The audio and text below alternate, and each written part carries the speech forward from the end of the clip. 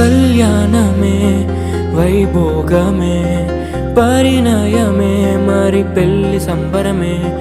కళ్యాణమే వైభోగమే పరిణయమే మరి పెళ్లి సంబరమే. అందాల వరుడు పరిశుద్ధుడు చక్కని వధువు కన్యాకు. అందాల వరుడు పరిశుద్ధుడు చక్కని వధువు కన్యాకు.